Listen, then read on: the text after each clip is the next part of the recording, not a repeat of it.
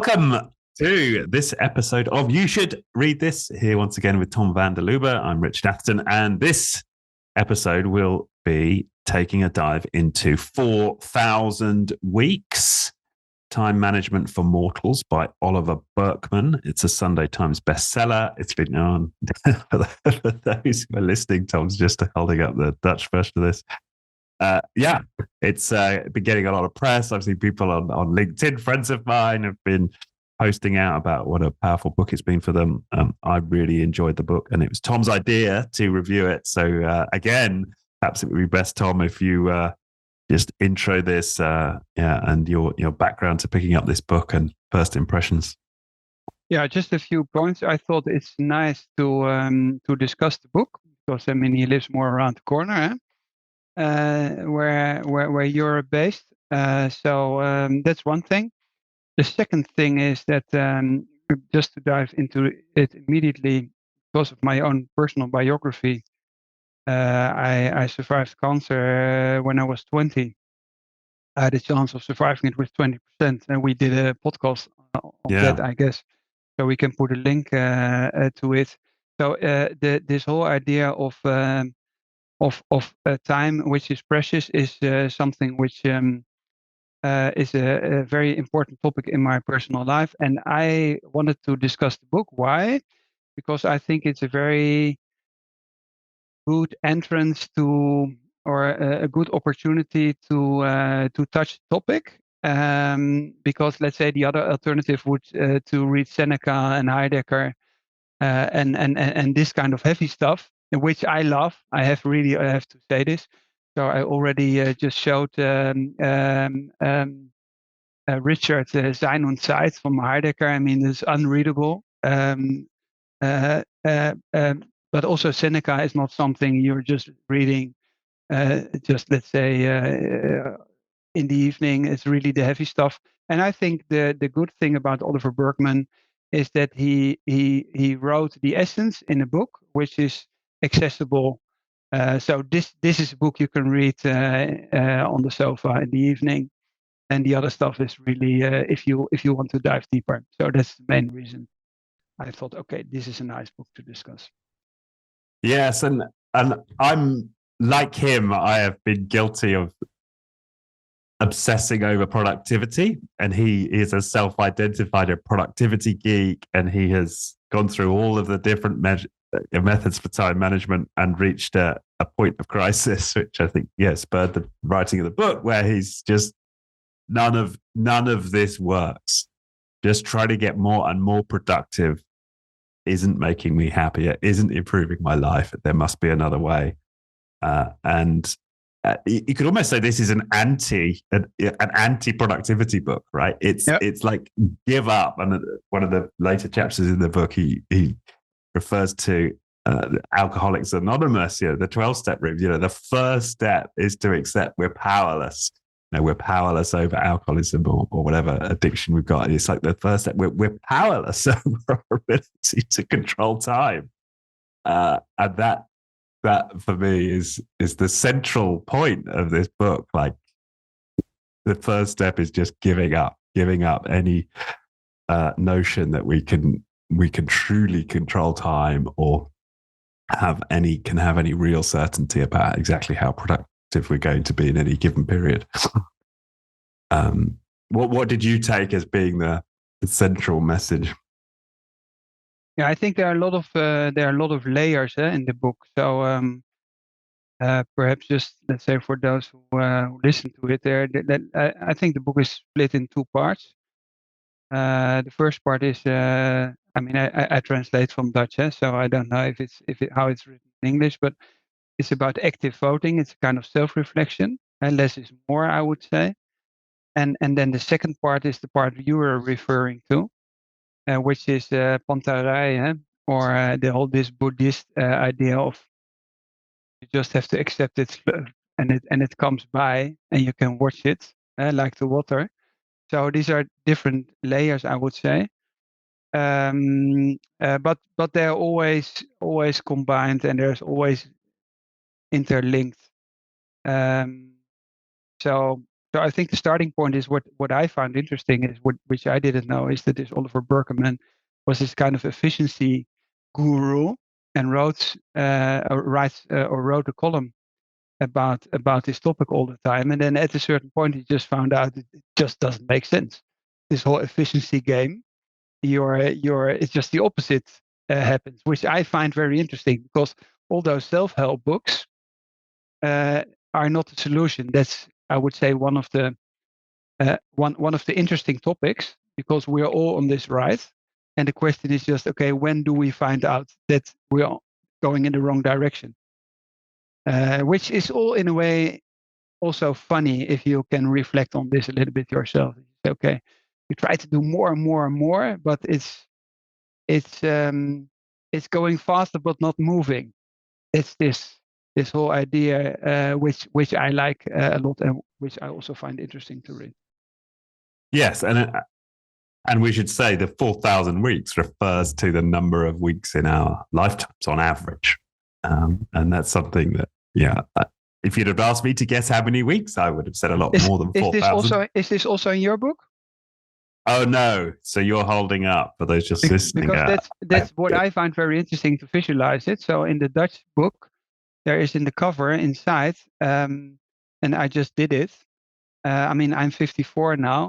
So you can just cross the weeks which are already gone. And then there's 4,000 weeks. That's more or less, let's say 75 or 77, the average age. And then for instance, and then I even made an extra line here and said, okay, this is until 65 and I have 2 small children. So I always say, okay, I've two periods of 10 years. So I have 10 years with my kids, and then I perhaps I don't work anymore, and then I have 10 years of saying goodbye to my life, or just thinking, okay, what kind of book shall I read in the last 10 years? But that has been my life, full stop. And this is whole memento mori idea. But I found it very, very good to visualize this. And you can, I saw also in the internet, you can just order this as a kind of poster, and you can put it on your wall. But I think in a way, it's a modern version of putting a skull on your desk. Right, memento mori. Yes. Yeah, and he touches on that in the book how we don't. We've lost our reverence for death. We don't talk about death. How this is important for us in our lives to, remember that we will die. And and you talk about that a lot, right? And you talk about that as being one of the driving motivations in your life. Yeah, that's what I often say. That nobody likes to have cancer, and you wouldn't wish somebody to get it. But I'm very happy I got cancer in a very young age, because it's it's the best thing you can happen if in a young age you get a kind of life lesson about the whole topic. Time is precious, which doesn't mean that it's always easy, especially for people around me. There has been times where it is very difficult because I just said, okay, I'm not going to meet these persons because they are wasting my time, etc. So it's for your whole social environment not so easy, because I really had to learn to behave in an acceptable small talk way. So it's for me still difficult to have conversation and not talking about something substantial. So I really have to discipline myself to talk about stuff which doesn't interest me. Right. So it has 2 sides. So it's not only has the idea of precious time, but it also means that, which is also in the book, that you have to say no all the time. You have to say no to a lot of stuff.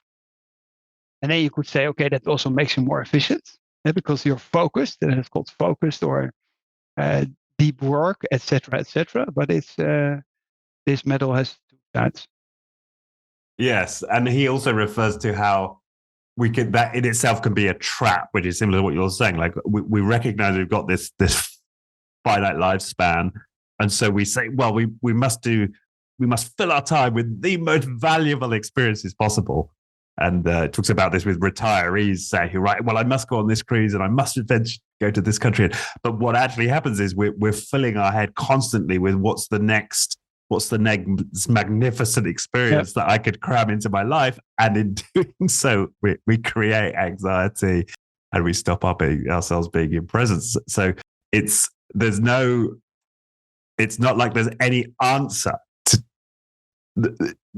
get us out of this, the problem that we have of that we're in a finite life, and we have to make decisions moment by moment, and that in itself causes at some level like some anxiety. So this idea of surrender comes through to me.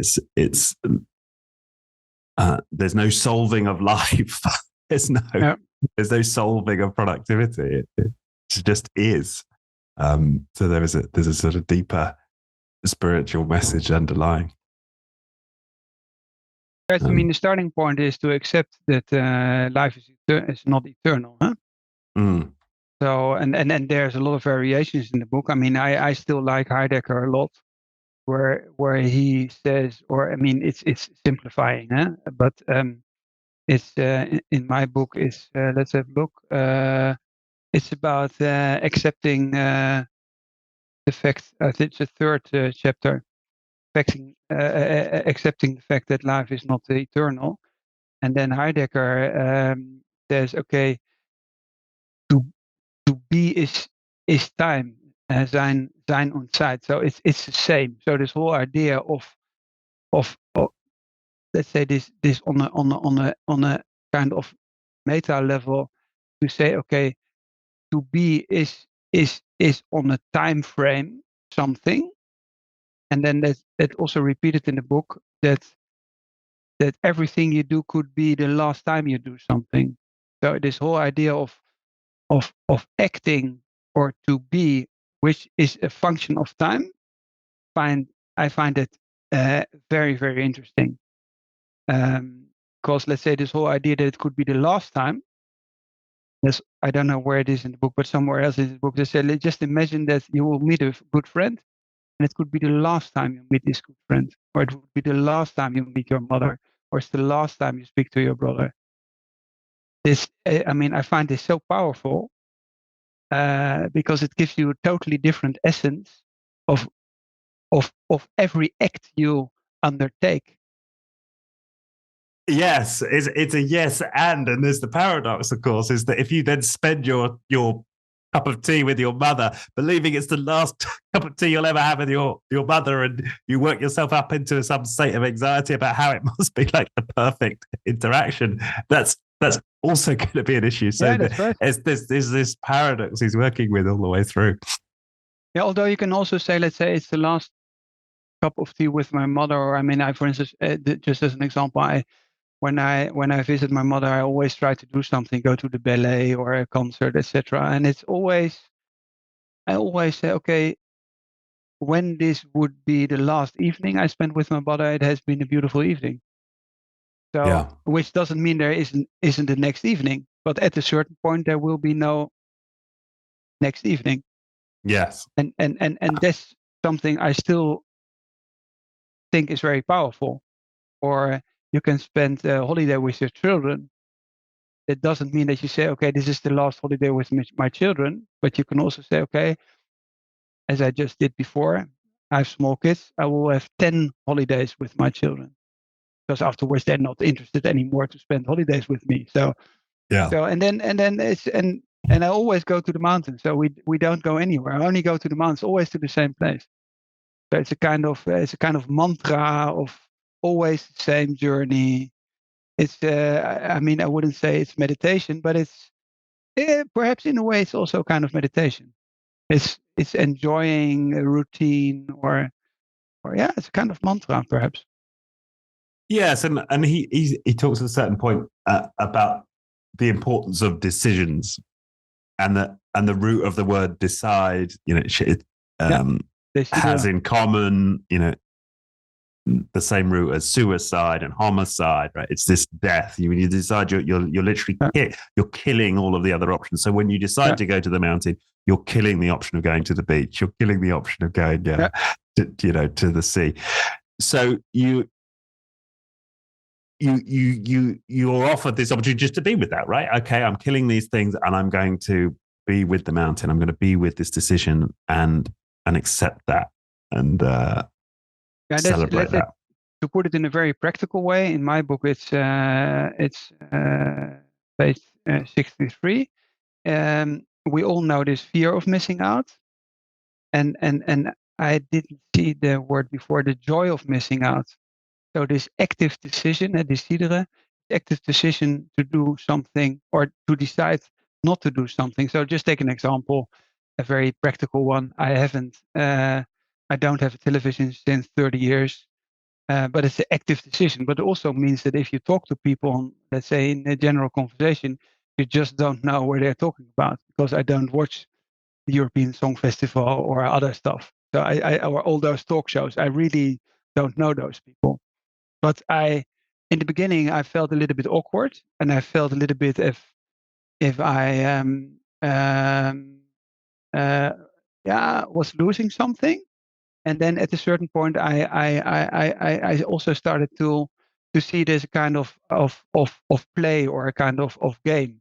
To say, oh no, I really decided not to know who this person is, because it's an active decision not to spend my time on this kind of stuff.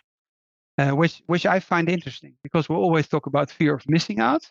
No, it's the joy of missing out. And it's the same with consumption. That's this paradox of choice, which you also see in this kind of Black Friday social media post. It's an active decision not to buy. You could buy, and I think I also used this example. Then sometimes you see something, and then you can even play with it and say, okay, I can take it, and you go to the cashier, and then just before entering and putting it on the desk, you say you just go back and put it back in the shelf, which is just a very funny game. It's just, I mean, you don't need anybody for this, but you just go in a shop or a big you can also be a supermarket or something like that. And then you take something, go to the cashier, and then just turn around and you put it back and say, okay, I have taken active decision not to buy this stuff. Right. Yeah. I can imagine a similar sense of joy. That sounds like a fun game to play. And just referring back to your Heidegger, there's a quote later in the book which is far more poetic than ever Heidegger is on this topic, but it's from a guy called Louis Bourges or so. Time is the substance I am made of. Time is a river that sweeps me along. But I am the river.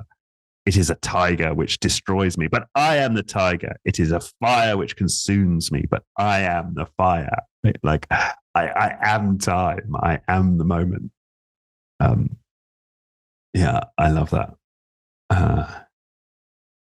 I wonder if just referring to that, I like the anecdote in chapter 6 of this Steve Young, American PhD student who's Asian studies student, desperate to enter a monastery in Japan in the mountains, and the monks don't to enter. So he's kind of hanging around at this temple, and they eventually give him these exercises to do where he has to bathe in iced water every day. And of course, it's excruciatingly painful. And one of the lessons this guy, Steve Young, learns is that to try and avoid the pain, which is his first inclination, is the worst thing you can do. It's much worse to attempt to distract yourself or dissociate from it.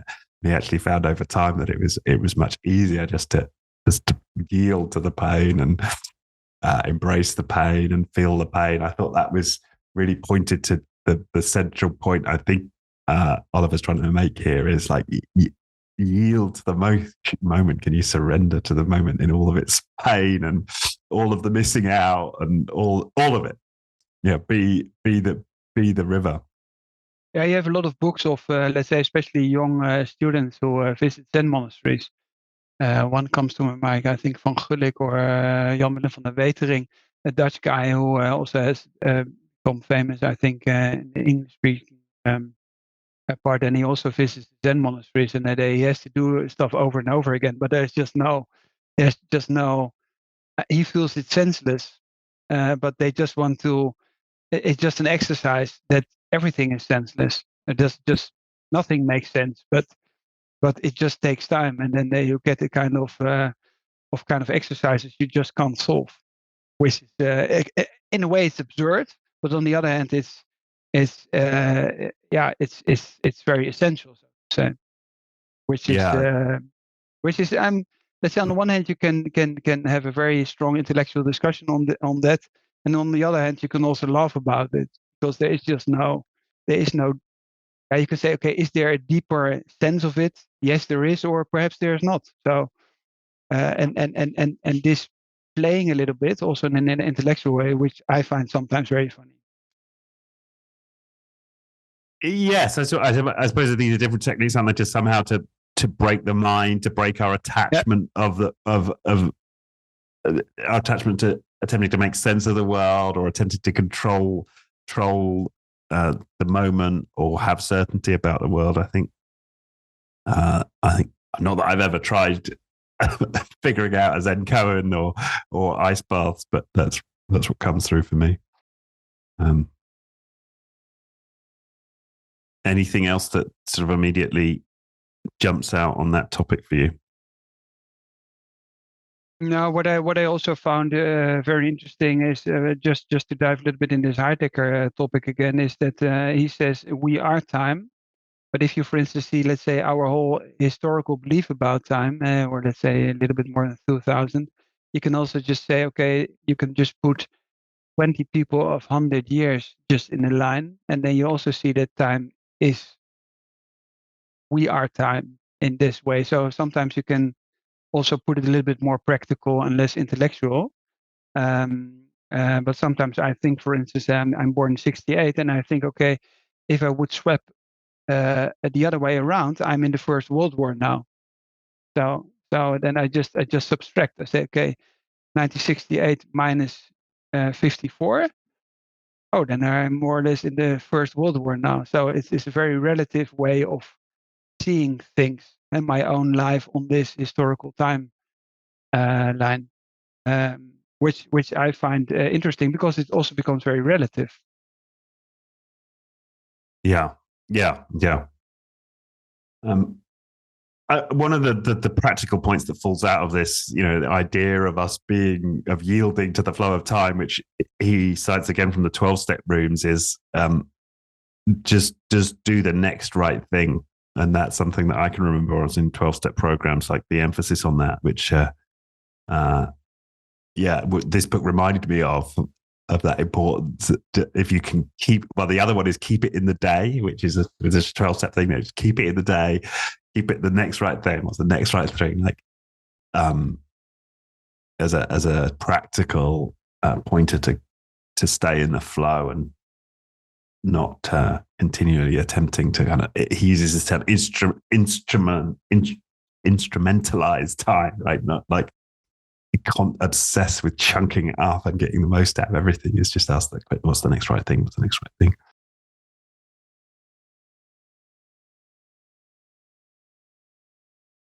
What I also find interesting is, and it's also a topic we often touched on, is that from a historical point of view, although our life expectancy is much higher, we work much more.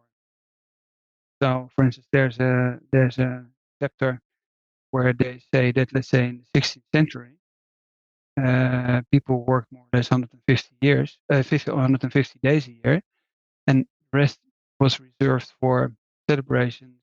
Just, I don't know, we would call it being lazy now. No, people were just doing nothing. But now we have this whole notion of we have to fill every time space with something which is useful. People are just not able. We just can't stand this silence, or we can't stand time frames which are not filled. I mean, there's a lot of research done on that people even start doing very strange stuff because they just can't stand doing nothing. Which I also find interesting because we just don't realize that in other times of our civilization, and they're also quoting Aristotle, etc. That, for instance, what we know from the Romans and Athens, that I mean, I'm not talking about the slaves because they had to work, but people didn't work because just didn't work. You were reflecting, etc., which is probably also the reason we have so many great Greek and Roman philosophers, because it was just a sign of their civilization that one of the highest goals was to reflect on stuff and not work like an idiot. Because I mean, what are our heroes of the day, or what are our heroes of our times? Those people who have earned an enormous amount of money, and like Elon Musk and all those guys. Those are the people in the news all the time. They are not the big philosophers or whatever. So I also find this very interesting, that depending on at what time you live, there's also a different notion of time. And perhaps, I don't know when they invented the word efficiency, but also could be that something which is after the Enlightenment, because before it just was not important, just did not exist. Yes, and which is interesting. Yeah, and how leisure was the highest form of activity, right? To reflect and spend time in thinking was the most valuable thing you could do for its own sake, and not because you're dreaming up your next unicorn business plan, but just for the sake of reflection. It reminds me links back to our other book, History of Everything, the Candia Ronk, who was one of the native leaders who those Enlightenment thinkers were interacting with, and arguably developed a lot of the ideas around, is that they were great debaters, great philosophers, great thinkers, because the society was organized around discourse in the communal square, and a lot of time given over to reflection and debating and thinking. And we tend, I mean, even when I think about it, that comes to mind in our current society, who are the people who are actually paid to debate? There are politicians, and that's instrumentalized, right? And they're always debating about the merits of XY policy, right? It's is this going to be more efficient and effective, or is that going to be more efficient and effective? They're not philosophizing. They're not debating big ideas, and we don't have that in our culture. But what was also interesting about those native coasters, which also is that how there was, I don't remember the specific settlements, but there were certain settlements on the East Coast of America that had been discovered, where, with similar access to resources, some of the tribes were super productive and created like a surplus of canoes and a surplus of spears, and spent a lot of time in generating goods and being productive, and that others didn't do that. So it seems to be a choice that we make as society as to what degree we instrumentalize our time. Yeah. What I also found interesting, just also to create a contemporary context, is, and that's also a topic we often touch upon, is let's say, how to use time in a collective way. So at the end of the book, they are talking about Swedish scientist Terje Hartig, and then they show that, for instance, people in Sweden, they spend the holidays at the same time, or also in Southern Europe. So what do the Dutch do, and the Germans? They say, okay, we have to do this more efficiently, in a more efficient way. So depending on the part of the country where you live, you have another time where you take your summer holidays, because then you can use all your flights and holiday resorts in a more efficient way, because you will split, let's say, in 5 or 6 different time zones. But what does it mean? You can't spend the holidays with your family if they live in another part of the country. And then they show from research that people in Southern Europe, they call, for instance, France, August, or also Italy, it's called the Grande Vacances. In August, nothing happens. So, because everybody is just at the coast with their whole family, etc. So, and that's the time of the year where the family reunites. And in Scandinavia, it's exactly the same. And for a pretty long time, because they know there will be a long winter afterwards. So let's enjoy the summer together. And then the research shows that in those countries, this has a very positive effect on being happy. I will, let's say, I call it happy on purpose, because people just are more happy. They say, okay, I really love this, which is understandable, because if you really like to meet, let's say, your family, etc., and you're not able to spend the time because you have different holidays or different school holidays, what kind of strange system do we live in? Which I find interesting, because it shows you that are just other regions or other countries where they just do it in a different way, and then you can discuss if France is less productive. I don't know, or Sweden is less productive. Probably not. They're just organized in a different way, and they have a different way of prioritizing their stuff. And the other example there is, which also a very well-known example, is called Fika in Sweden, where they all drink at the same time. They drink a cup of coffee together, no matter of hierarchy. So, for instance, if you read books on organizational stuff, this example is often also explained, because you have a lot of information flowing through the whole organization besides the normal hierarchies.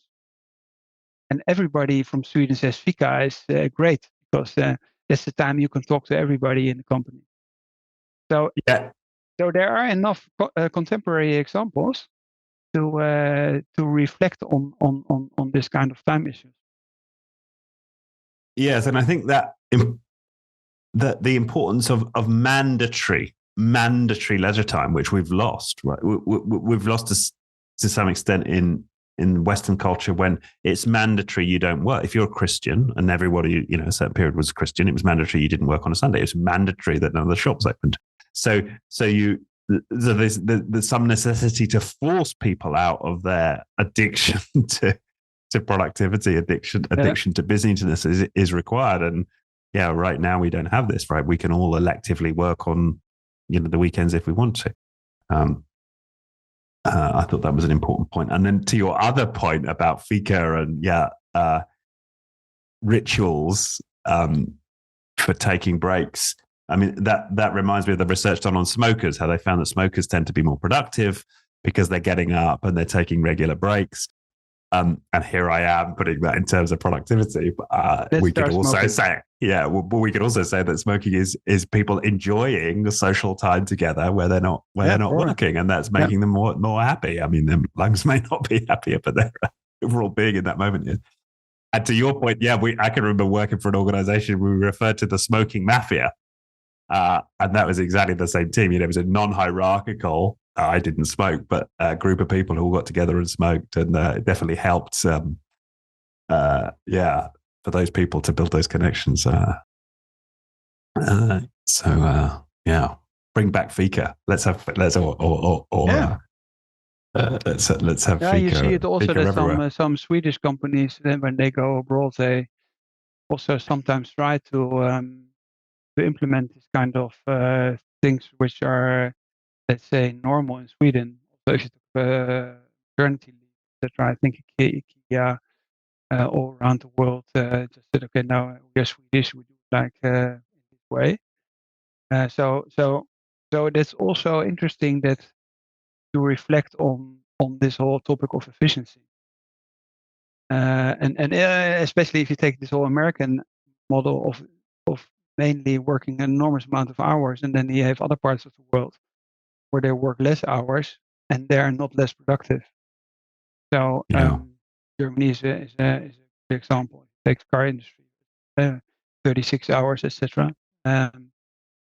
Before we dive into this whole Tesla topic, etc. But for a long time, they were able to build cars, and people were only working 36 hours. So, but there's enormous high efficiency, which has to do with the way their people are skilled. So, the higher your skill set is of your workforce, the less hours you have to work. To put it in a very simple way. But also, let's say if we would spend holidays together at the same time, perhaps we have just lower absence or less mental problems, etc., etc. Because we are in a more efficient way. We are regenerating our batteries or refilling our batteries. So this whole idea is what's efficient or what's effective. Something can be very effective, but with less time or in another way. So I still find this less because you have this intellectual level in the book, but also you have sometimes some practical examples, and that makes it, to my point of view, very easy to read. Yeah, and you can tell it's written by a journalist, right? A guy who's been trained in having to make stuff relevant for a wide audience. Yeah, that's right.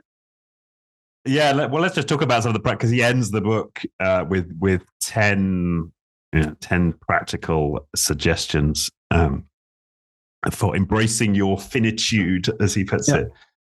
So fixed volume to productivity, which I like, is like set yourself a deadline for when you're going to stop doing an activity and stop it. Difficult, but yeah, that makes a lot of sense.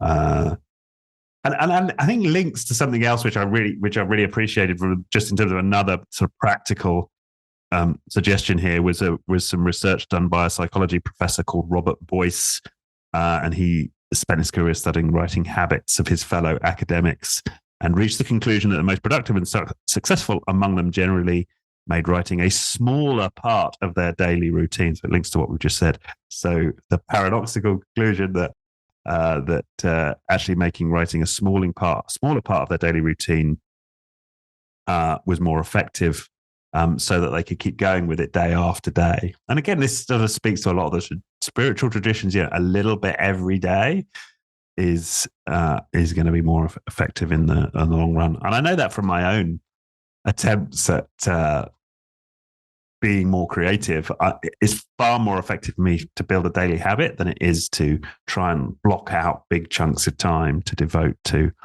different activities. So I thought that was an important point. His second suggestion is serialize, and he leads a little bit on agile philosophy, right? And he mentions Jim Benson, who's a big sort of agile thinker, and he actually been on my other podcast, Being Human.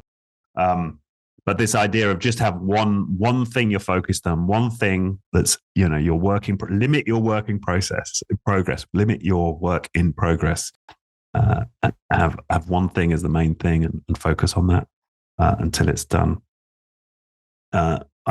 Before I sort of pile on through the rest of the list here, are there any other practical suggestions that you liked of his? I had the impression, let's say the last part of the book, he wanted to put his old practices also in the book. Because let's say for me, from a personal point of view, I think it really depends. For instance, I like to do a lot of stuff parallel, like playing chess on different tables, so to say, and then depending on, also often it doesn't depend on you. It also can be, let's say you do certain projects, and it's very much depending on timing or counterparts, etc. And then you can be very focused on one project, but if at that moment it doesn't make sense because somebody else is not moving, then the project stops.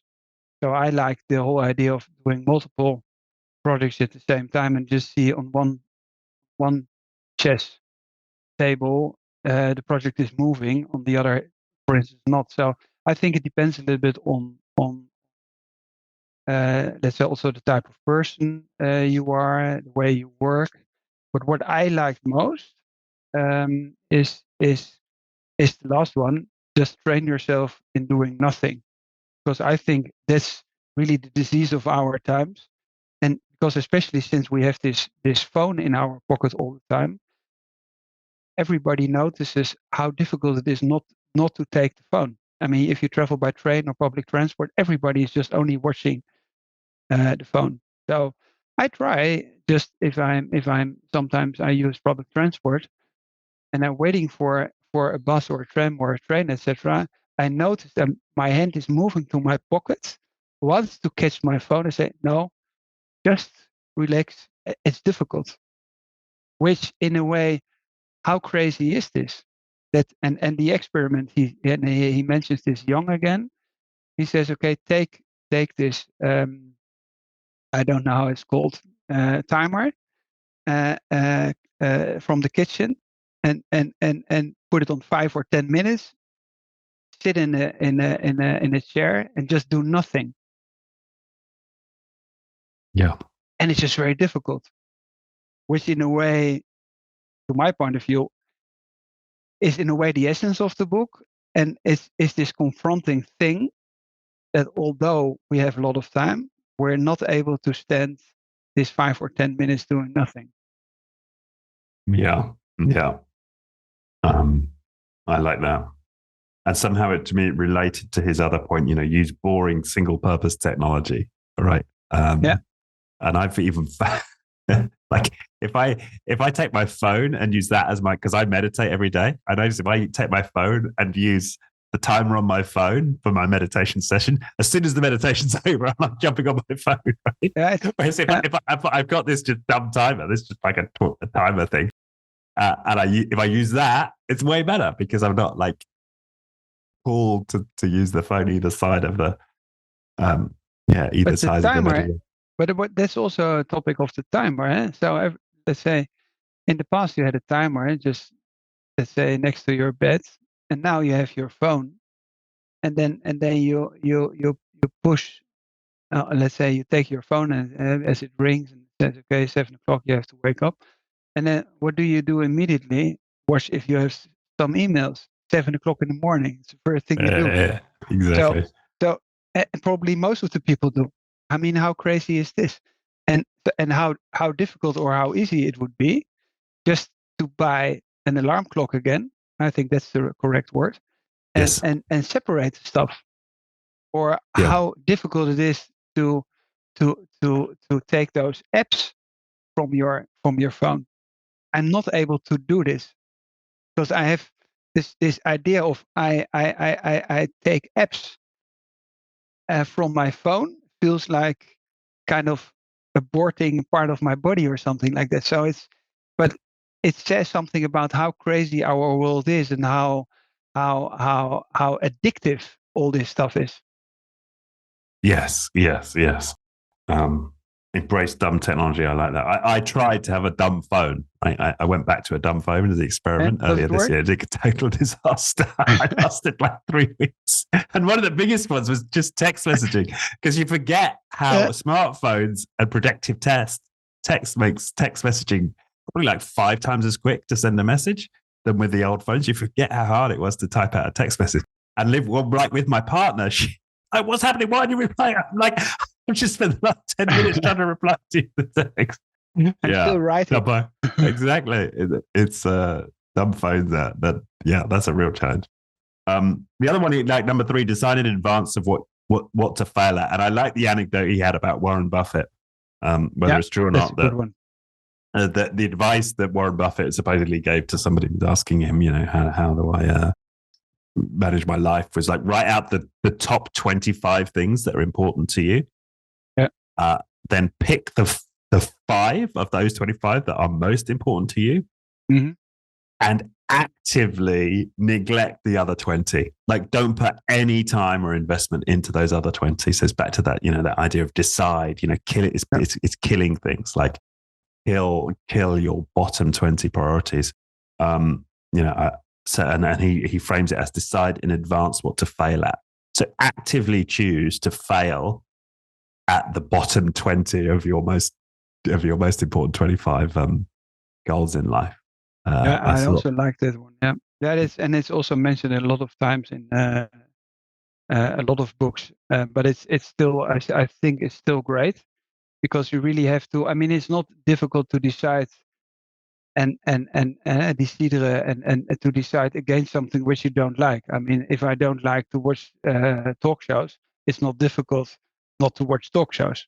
Now it starts becoming really difficult not to watch a lot of interesting movies at night because there it starts to harm. And I feel the pain, so to say. And if I walk, or for instance, if you get a lot of newsletters of cultural events, so I just stop these newsletters because if I receive them, I say, I really have to watch this play. I really have to see this movie, etc. So I stop these emails because it makes it more difficult not to go to attend this new movie or this festival or whatsoever. But it's this mental game again. Yeah. And then focus on what's done was the other one I liked, and we mentioned this earlier about like celebrating, what you have decided to do, what you have done, what is complete, and we, certainly I don't have a discipline of that, of really celebrating everything I've got in my life, and I think and having gratitude for what I've done. I have a done list. I love that. And then of course that whole theme of gratitude is flows through probably every spiritual tradition. Yeah, I think we also have to do one book on gratitude because this I also think it's something, especially when you become older, becomes much more important. So I one of my favorite things about gratitude is I think Marcus Aurelius, which I do with my kids every evening. This is the same. It could be the last thing. I think it's Marcus Aurelius who watches his kids sleeping because he most of the time he is let's say in a war situation, and he says, I don't know how often I will see my kids sleeping, and I find it extremely powerful to watch my children sleeping. So before I go to bed, I always go to the room of my kids and remind me on this Marcus Aurelius topic, which is perhaps a little bit strange, but it's also kind of it's this kind of rhythms, huh? It's this kind of routines which creates for me. I mean, and gratitude or your diary, writing diary, and all this stuff, these rituals creates a kind of rest, creates a kind of self-reflection. But it's very easy to implement this kind of stuff. It doesn't take a lot of time just to walk by to the children's bedroom and just see them sleeping and say, "Oh, I'm so happy they are there," etc., and then go to bed myself. It's very easy. It costs 2 or 3 minutes, but I like this kind of rituals. Yeah. A day and making it daily. Back to what we were saying earlier. I like, but I'm totally routine freak, so that's good. Good. Well, on that note, I am very grateful, Tom, that you suggested this book. I'm very grateful that we've now completed this, or coming to the end of this this recording, this podcast. Yes. Grateful to have you in my life, coming up with all these awesome book suggestions, Tom. Yeah, I tell you exactly the same.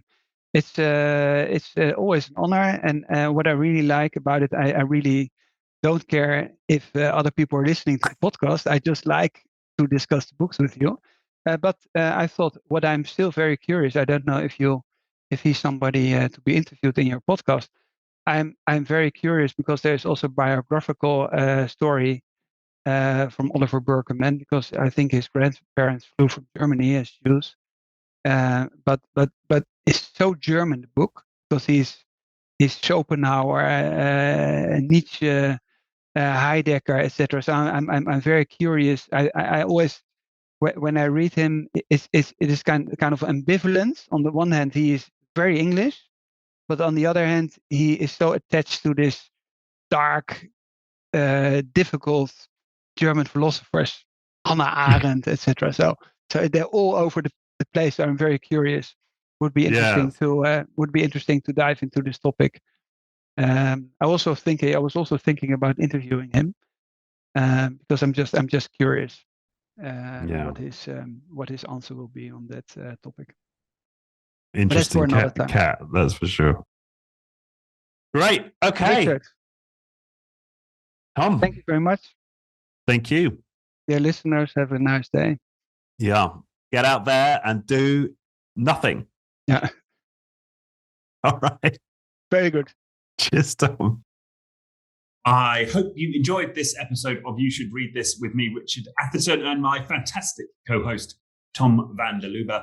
If any of the material in this show resonated with you, if you're thinking, perhaps, how could I take these ideas and apply them in my own leadership or take them forward into my own organization, then I would love to have a conversation with you about that. If that feels like that could be a valuable use of your time, then please do click on the Calendly link in the description for this episode, and that will allow you to book a slot directly into my calendar. And I hope to speak to you soon.